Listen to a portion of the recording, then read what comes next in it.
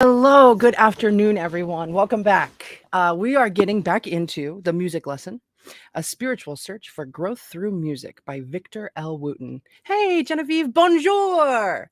Buongiorno. Awesome. So, yeah, this chapter, Measure 9, is entitled Phrasing. Anything, including physical actions, can be phrased. Boom. All right, off we go now. When we reached my house, Uncle Clyde was already there. Not outside where most people would be waiting. He was inside, sitting in the chair, of course, where Michael's friends seemed to feel right at home. Don't ask me how he got there before we did. Once we'd left the accident, Michael and I got into the car and drove straight home. As far as I knew, Clyde was still walking away when we left. The fact that he was already inside the house didn't surprise or bother me, even though I knew I'd locked the door. I was happy to see him. I hadn't felt comfortable leaving him at the scene. I'd wanted to pick him up, but Michael seemed to know better. Hello, Uncle Clyde. How'd do, son? Uncle Clyde seemed relaxed in my home. He was sitting in the same spot both Michael and Sam had been. I guess Clyde will be doing the teaching today. I can see that finding the key isn't necessary for you either, I joked. He looked at Michael and they shared a boyish smile. That was amazing what you guys did out there, I commented. Thanks. We can't all take credit, though, Clyde remarked. Since life was involved, she deserves some of it. So, I guess you decided that life is alive then? Oh, we already knew that. We were just trying to figure out how anyone could disagree. I noticed, oh, see, dang it. I was trying to go with Clyde's accent. Hey, that way, welcome in. Okay, so, oh, we already knew that. We were just trying to figure out how anyone could disagree. I noticed that Clyde was now talking in what I would call a normal dialect. I wasn't sure whether it was appropriate to comment about it or not, but I decided to anyways. Uncle Clyde, I noticed that your voice is different now. Why did you change the way you talk? Uncle Clyde looked at Michael before responding. We change the way we talk according to the situation we are in or the desired effect we want to create. People react certain ways in response to how we act. You understand how the tone of your voice can change the meaning of what you say, right? Well, it can also change the meaning of what you play. I know that Michael already talked to you about that. So understand this, certain vibrations and situations can be created by the words and phrases we use. That's why we choose them carefully. Because of how I act, talk, and live, people usually leave me alone, and I's like to be left alone. Remember, Michael added, actions as well as words are vibrations, and how we put them together can produce different vibrations, sort of like notes. An individual note sounds one way and produces a certain vibration. A group of notes put together produces different vibrations. A group of chords will produce altogether different vibrations. For example, a group of vibrations can produce a scale. It can be a minor, major, diminished, or any type of scale. These scales produce different sounds and feelings. A longer group of notes, scales, chords, or words strung together is called a phrase. Now, a phrase put together in a particular way can cause miraculous things to happen. Emoji King, welcome back. Awesome. The common person relates phrases to words only, Uncle Clyde added. We musicians go a little further and add notes into the phrase category. Michael and I know that anything, including physical actions, can be phrased, and that and that is what helps us to do what we do. You see, all the elements of music can be phrased, not just notes. How to use these different elements is what you've been learning. Once again, it was new information for me, and once again, only some of it made sense. I knew that certain phrases sounded better than others, but I didn't understand how to actually use phrasing to produce a desired effect. I did understand that all things could be grouped or phrased. At least, I thought I did. Listen, son, how old are you? Clyde asked. I'm 25. Let's see now. That means you've been alive for a little over 9,000 days. If you had $1 for each day that you've been alive, you might not even be able to buy a new car. Think about that. Now let's say that you make it to 50 years old. That's only 250 days. Even if you live to be 70, you're still only about 25,550 days old, not including leap years. $1 a day, and you still can't buy a house. If we were to attach the same value to our days that we do to our money, we might understand how precious little time we have here on this planet. I'd never thought about that. The old man's ideas were as wild as Michael's, and I was impressed with his rapid-fire addition. I couldn't do that. I wasn't sure where his dialogue was headed, but my mom always told me to respect my elders. Since he wasn't finished, I kept listening. Now, let's look at how many of these 25,550 days are spent doing nothin', Clyde continued. Let's say that you sleep 8 hours a day. That comes out to 1 day's worth of sleep every 3 days, a total of 8,516 days.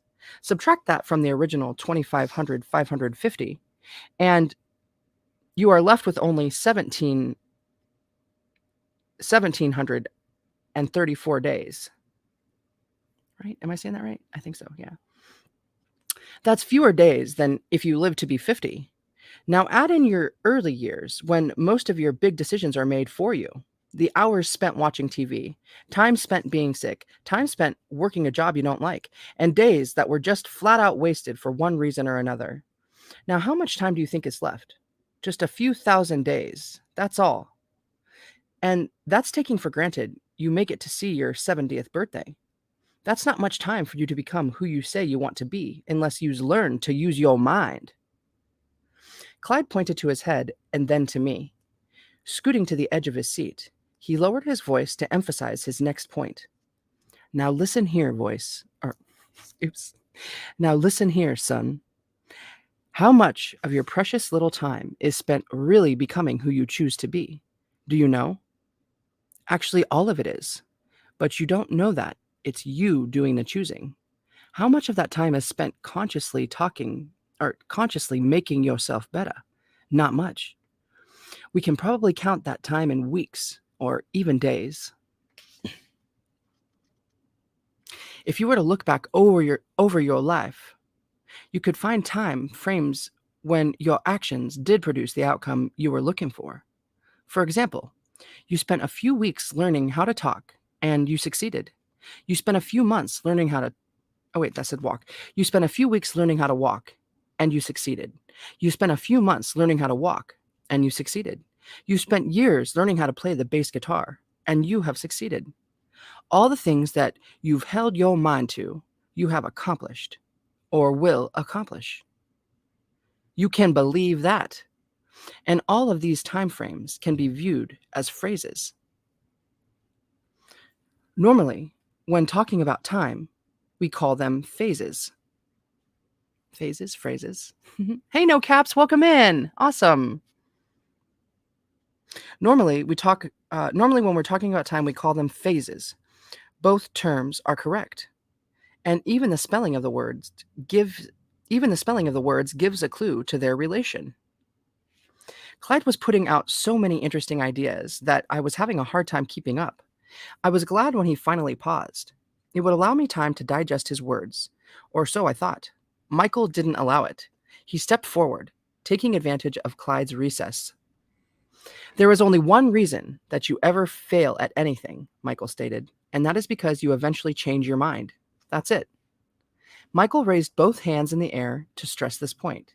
Like Clyde told you, he continued, anything and everything you have ever decided to do, you have succeeded or will succeed at doing. I said that yesterday. It may take you a day, a year, or 12 lifetimes. Ooh. But if you hold your mind affixed on that idea, it will come forth. It has to. It is the law. He looked over at Clyde, and they nodded at each other in agreement. They were making bold statements. I'd never thought about those ideas before that day, and at that time, I wasn't sure if I believed them. They both made it appear so simple, too simple, which raised a lot of questions in my mind.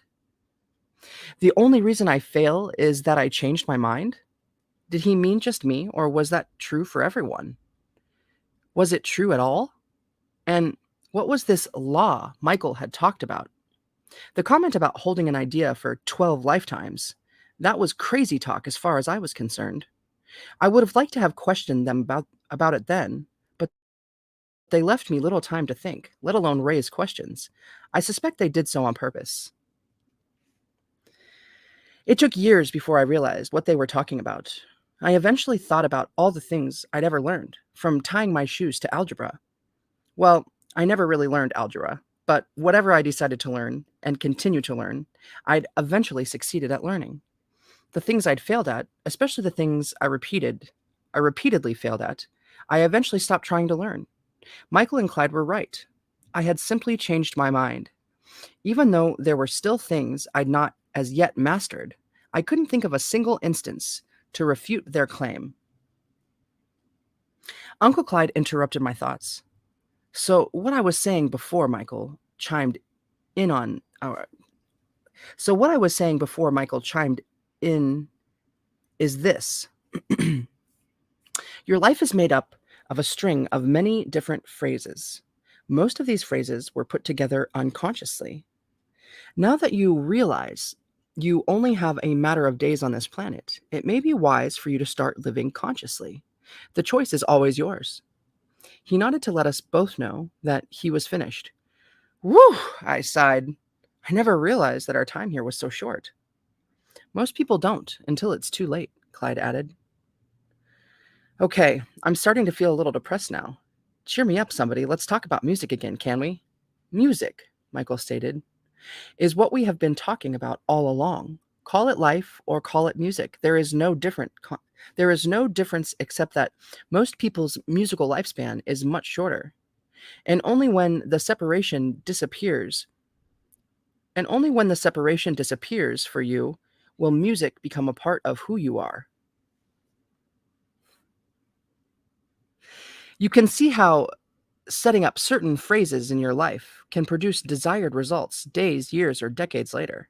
Musical phrases can be set up in the same way. If you are playing a show, what you choose to play at the start of the night can determine how the listener will hear you later in the show. You can use certain musical phrases to set up his ear or emotions for something you choose to play or do later. I understood most of what Michael was saying, but I wasn't sure if I fully understood his setting up the listener concept. As I was contemplating that idea, Uncle Clyde started playing his harmonica. He sounded so good that I wanted to join in with my bass, but I remembered to listen first. What I heard sounded great, but it didn't make me believe that he was the best in the world, as Michael had said. At least not yet. Kiki, welcome in! Awesome! I'll take a little sip of this.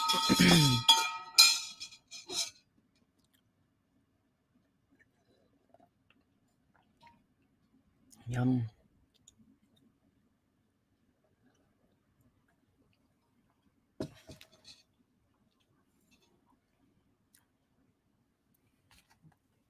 Okay. Clyde started by playing simple and repetitive phrases that were common to harmonica players. I'd heard harmonica players play these types of lines many times before. Realizing that he was playing a blues progression, I finally joined in. Once I started playing, I noticed how in the pocket he was. His feel was incredible. Even though he was repeating the same simple phrases over and over, it was starting to sound better and better.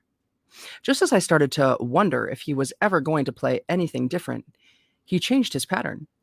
He started slowly building upon the phrases he'd set up in the beginning. After a few more choruses, he began to solo on his simple blues harp like no one I'd ever heard in the past, playing notes and phrases I never believed could come from that instrument. And then, to my surprise, he took it up another notch. He started playing amazing lines and phrases while humming, different ones at the same time. It was so incredible that I wanted to stop and listen, but I didn't. He bobbed his head, rocked his body from side to side, and stomped his feet, adding to the excitement. After about 10 minutes of the most unbelievable harmonica playing I'd ever heard, he went back to the simple phrase he'd started with. For some reason, it sounded better now, much better than before. It sounded and felt like home. Dude. Mr. Hugh, welcome in. Awesome-o. Jackie, oh my gosh, yay, welcome in. And Pearl, everybody welcome. This is so good. It's just a tiny little chapter. Felt like home. Uncle Clyde was an incredible musician.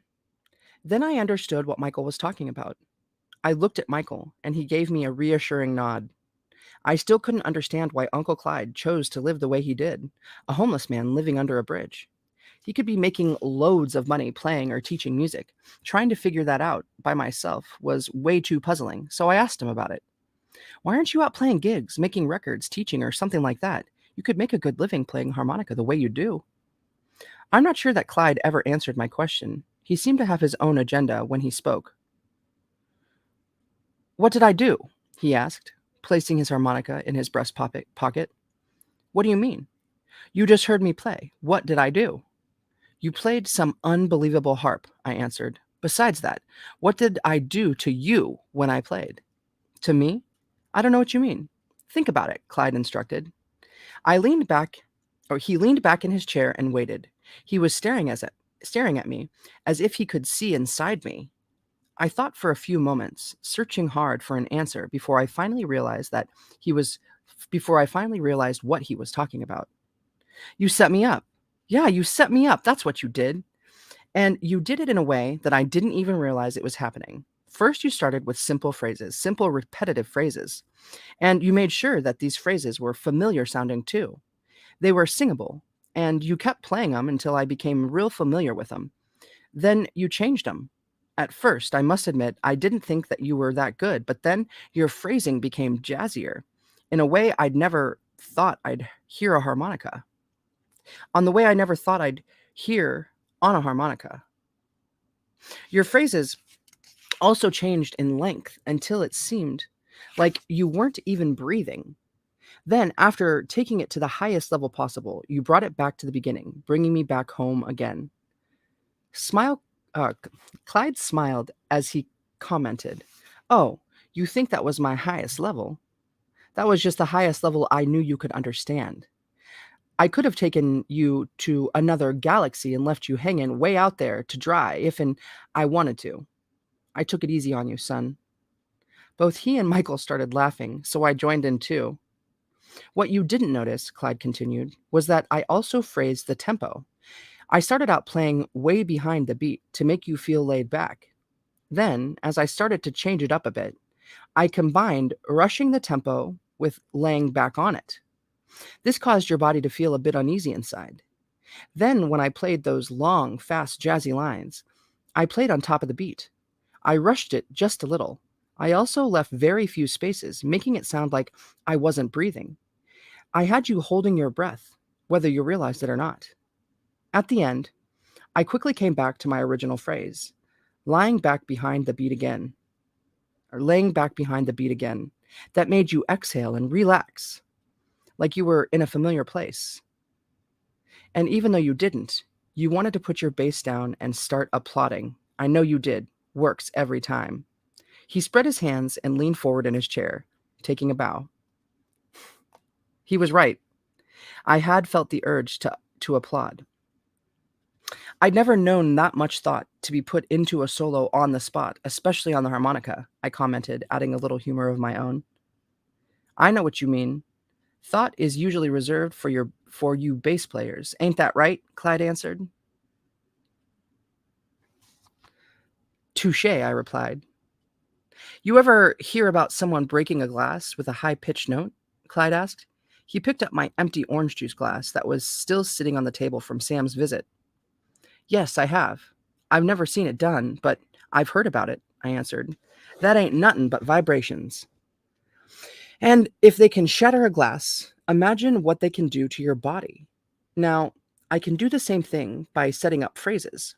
The proper use of phrases allows me to gradually change the mind and body. Changing it all at once can cause your head to explode, just like the glass. All I do is set up groups of vibrations to produce the same or similar effects. But instead of one powerful vibration, I can use a group of vibrations. It can be done in the course of a solo, or it can be done over the course of a whole night. You know, it can be done over the course of a few days if you want to. You can set up your listeners to hear or feel things in a particular way later on in the night or later on in their life. That's all Michael's been doing to you. He's been setting you up one phrase at a time. Actually, he's been doing it to yourself for years too. Oh, yous. Actually, you've been doing it to yourself for years too. You just don't knows it. You've been setting yourself up for this event for a long time now. He started to revert back to his old way of talking for effect, I guess. You mentioned that before, I said. Something about me getting ready for this time, or something like that. What are you talking about? Uncle Clyde looked at Michael as if to get permission to speak. He slowly stood up and walked over to me. He stood so close that our noses almost touched. I could feel the warmth of his breath as he prepared himself. Whenever Michael stood this close to me, I knew he was going to say something important. Clyde's brown eyes pierced my soul as he looked at me. I widened my stance and readied myself for his words. He spoke in a gentle whisper, but with a serious tone. You are at a special time in your life, son. You might say that you're ending one phrase and starting another. What direction you play this phrase in is completely up to you, and don't ever think that it's not. This is important. It's time for you to take control of your life and for you to accept that it is you who's in control. You understand? He took a step back and continued. You see, most musicians play a bunch of notes and hopes that a good phrase comes out. That's all right. But it ain't the best way. If you keep your mind on the feel, the shape, or the purpose of the phrase, all the right notes will come out on their own. This is how we talk, ain't it? We don't pay no attention to every word unless we has to. It's the feeling, the meaning that's on your mind. You can get all messed up if and you tries to pay attention to every little note. You can do it like that if and you wants to. Ain't nothing wrong with it. But it don't make much sense to me. He lowered his head, shaking it side to side. So you're in control of the phrases, but you release your control of the individual notes, I asked. But I can control them notes too, if and I want to, or if and I don't, he answered. Taking his seat again, he pulled his harmonica out of his pocket and used it to gesture. I use control and no control at the same time. 'Cause see, if in your phrases keeps coming out wrong, you may need to go down to the level of the individual notes to see what the problem is. You understand? If you just think about how you talk, it'll all make sense. Add this system to the way you play and the way you live your life, and you'll be all right. All of a sudden, when I finally felt as though I was starting to comprehend what he was saying, or comprehend what was being said, a thought from an earlier conversation entered my mind, pushing all understanding aside. But wait a minute, I shouted. Michael, just a few minutes ago you were telling me something about time being my perspective.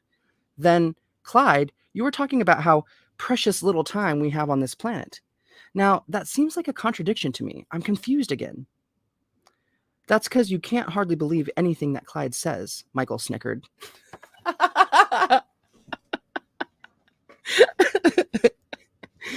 What? Why not? I asked. Because he'll probably tell you something wrong, something exactly the opposite of what I said, Michael answered. Well then, who should I believe? Don't listen to that fool. Listen to me, Uncle Clyde mocked with a smile on his face. I only tells the truth, the whole truth, and nothing but's the truth. No, you should only believe what I say, Michael scoffed. Don't believe nothing he say, Clyde shouted. Wait a minute, you guys are really confusing me. I shouted in return. I don't know who to believe or what to think anymore. Perfect, Michael stated, nodding his head at me. Perfect, I answered. They were feeding my frustration. How is this perfect? You don't need to believe none of us, Clyde answered, in a gentle tone. You need to listen to us, that's all. Well then, what do you believe? Well then, what do you believe? They almost answered in unison. I knew I hated that type. They knew I hated that type of answer, so I just glared at both of them. Who makes your decision for you? For you, Clyde asked. I do. Then who do you believe? Michael asked again. Michael was irritating me and he knew it. Glancing back and forth between the two of them was compounding the effect. I stood there for a moment, trying to compose myself before I answered. Looking back on it, I see what they were doing. Their antics helped me form my own conclusion. I guess I should believe myself, I answered. That's right, son, Uncle Clyde confirmed. Michael patted me on the shoulder and nodded. Very good. I can tell you have more to say about that. What is it? Michael kept his hand on my shoulder, which helped me relax. I felt inspired, so I spoke. I should listen to all that you or anyone else has to say. Then I make up my own mind. I choose what I want to believe. And if I'm having trouble figuring out what the truth is, what my truth is, I ask questions, listen, and let experience talk to me. I had it and I knew it.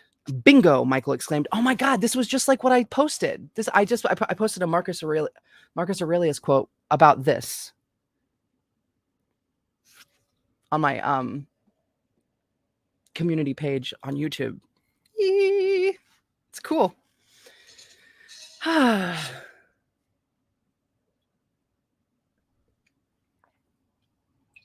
Boom. Take what resonates, leave the rest.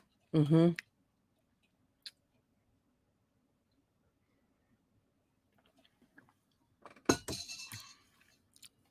Bingo, Michael exclaimed. You ain't half bad as Michael has said you was, Clyde added, laughing. Michael stepped over and stood between Clyde and me. It was his turn to stand as close to me as he could. His green eyes twinkled as he spoke. If you believe what we say all the time, you may never come to your own realization. And your own realization is the only realization there is. If we tell you different things, you'll be forced to decide for yourself. And your own decisions are the only decisions you should ever make. But when you can't decide, you will have to rely on experience. If you have no experience to draw on, trust your feelings. That is always the best. That is always best because your feelings are the only ones that will always speak the truth. If you are still unsure, test all the theories to see which one works. Oftentimes, you will find that more than one will work. But that still leaves you with a decision to make. Your decisions are best made by you and no one else. Yeah. Clyde stood up and pushed Michael aside. He waved his hands at him, saying, The kid just said that, Michael. And with less words, too. You were always the wordy type. Let me talk to the boy. Uncle Clyde walked over to me and stood with his nose to mine again to emphasize the importance of what he was about to say. It still surprised me to see him move with such grace after the slow, aged way he had moved when I first met him. You just needs to listen to all of it, son, Clyde continued. Keep your mind open to all the information. That'll help you make the best decisions. One bad decision today can cause you to end up way off course later on down the line. You understand, son? I do, Uncle Clyde, I answered. Good. Don't forget it then. He nodded and turned toward his seat. I liked Uncle Clyde. His mannerisms were very different from Michael's.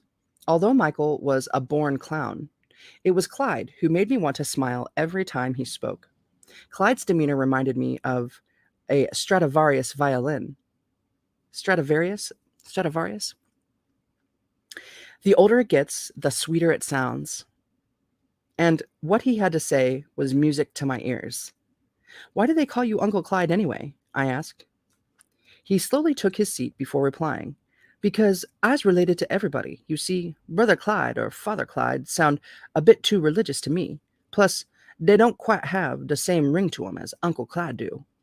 Both Cousin Clyde and Grandpa Clyde sound pretty cool, but I's older than your cousin and younger than your grandpa. Now that's all I's gonna say about that. I's tired of talking.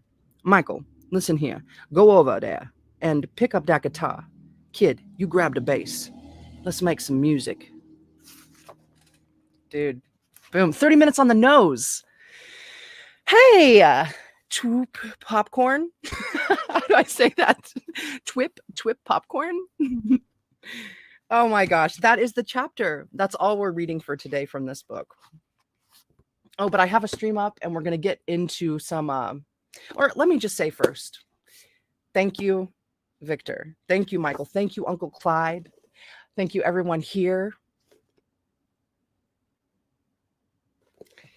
And yeah, I'm going to be going later live around 6:30 p.m. here tonight with another reading of The Secret Teachings of All Ages by Manly P. Hall. And yeah, so you're welcome to join. No pressure. But thank you anyways. So yeah, until I see you next time, mwah, take care of yourselves. Have a good one. Thank you. Thank you.